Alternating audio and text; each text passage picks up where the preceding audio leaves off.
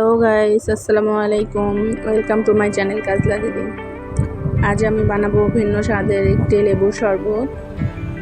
লেবুর শরবত খেতে সবাই পছন্দ করে। এই গরমে লেবুর শরবত আমাদের সকলেরই অনেক পছন্দের একটি ড্রিঙ্কস। তো আমার লেবুর শরবত বানানোর জন্য প্রয়োজন লেবু। আমি লেবু কেটে নিচ্ছি।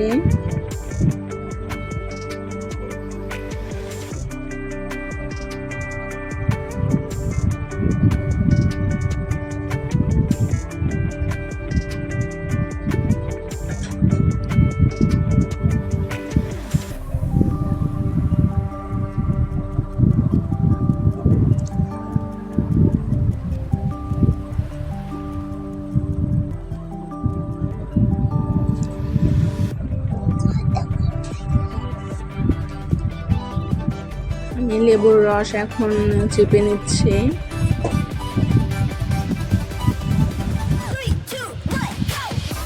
আমি শরবতটি ব্লেন্ডারে করব, তাই কিছু বরফ ব্লেন্ডারে দিয়ে দিলাম এবং দুটো লেবুর রস নিয়ে নিলাম এবং ঠান্ডা পানি দিচ্ছি।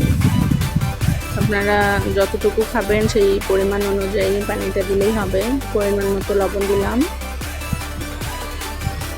পরিমাণ মতো চিনি, স্বাদ অনুযায়ী যে যেমন খেতে পছন্দ করে। কিছুক্ষণ ব্লেন্ডারে একটু ব্লেন্ড করে নিলাম।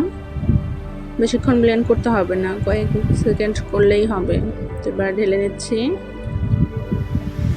আমরা সাধারণভাবে যেভাবে লেবুর শরবতটা করে খাই, তো ওটা অনেক ভালোই লাগে, তবে এভাবে একটু জাস্ট একটু করে খেলে স্বাদটা একটু অন্যরকম।